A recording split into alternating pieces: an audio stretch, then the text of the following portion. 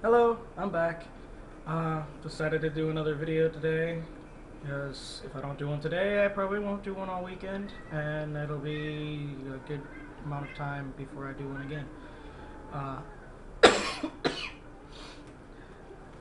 since the last video, I got one comment from my friend Sin asking, or actually giving me a topic to discuss, so that pretty much set the standards for this topic, or this video blog for today.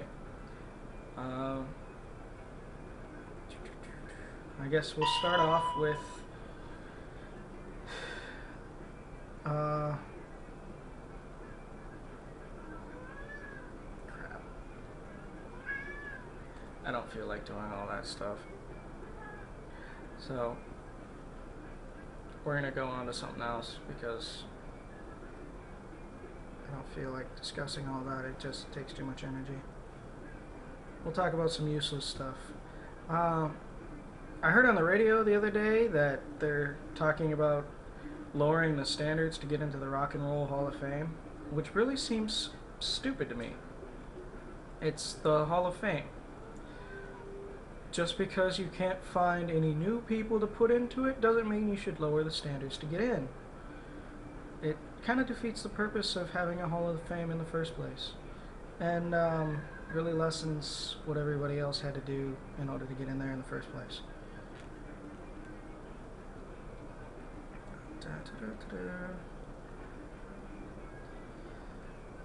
Saw a video online the other day, actually a few days ago. It was talking about some really pointless stuff that they didn't understand, and one of the things that has really bugged me for a long time is the fact that they have Braille on ATM machines that you have to drive to get to. If you need to use the Braille to read it, then how are you going to drive there in the first place? It's a drive-through ATM. Kind of stupid. At least to me. I don't know. I guess there's maybe the chance that somebody could drive you to the ATM, but if you're going to do that, why do you need to drive up to an ATM and, do a drive-through thing? Why can't you park somewhere and go to the ATM that's on the side of the building? And for that matter, what are you going to reach across the driver's side in order to get to it? I don't know. Also, I had a discussion with somebody online about handicap stalls at the gym, which really is another thing that bothers me. Granted, she had a couple of good points. If it's just your legs that are messed up, or you have a disability involving your legs, then yeah, I suppose that you could go to the gym and work out with your arms or stuff, which now that I think about it, it does make a lot more sense. It's just because you're confined to a wheelchair doesn't mean that your arms are useless. In fact, your arms are probably going to be stronger than mine would be, or a bunch of other people's that aren't confined to a wheelchair, because you're pushing yourself around all the time. Okay, so I'm going to throw that topic out and not bring it up ever again.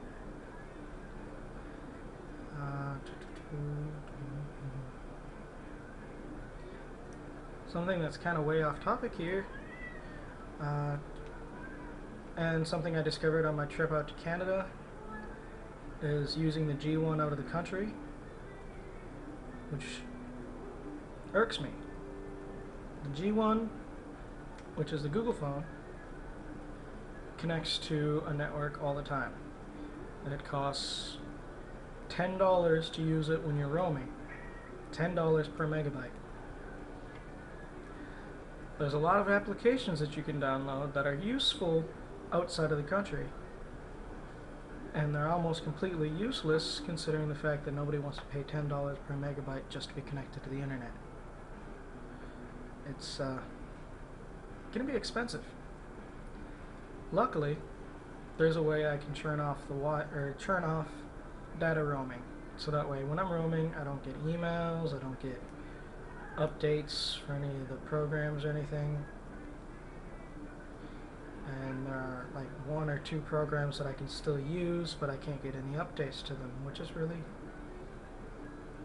tiresome because some of those programs update daily, and some of the information contained in them changes daily, and I can't get that changes because I can't update.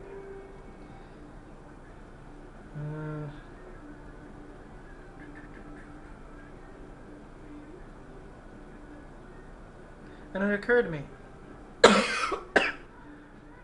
this conversation might take a little bit of time, and I gotta orient my thoughts properly. I was thinking about, I don't know how I came about this topic, but I was thinking about the Ice Age, global warming, and global cooling.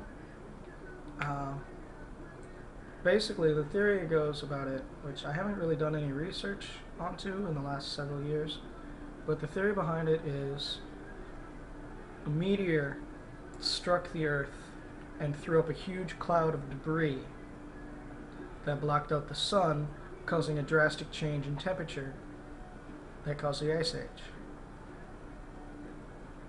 If you think about it, Arizona and Texas and some of those other states down in the south side over there, they have, like out in the desert. Out in the desert, it is exceedingly hot during the day, but they actually get frost at night because there's no cloud cover to keep the heat trapped in. So it seems like to me, if a meteor struck the Earth and put a huge cloud of dust over the Earth, blocking the sun, it would also force that heat to be reflected back to the Earth, and quite possibly it would either maintain temperatures or raise the temperatures. In that same sense, if the temperature did raise significantly, it could melt the polar ice caps, which would raise the water level, which could, I suppose, theoretically lower the temperature at the same time, because I don't know why. But it's really the only thing I can think of, the only reason I can think of behind why there would have been an actual ice age. I had much more that I thought about when I first thought of this conversation and wrote it down so that I could be able to discuss it, but I can't remember any of it because it was a few days ago. I really need to take better notes.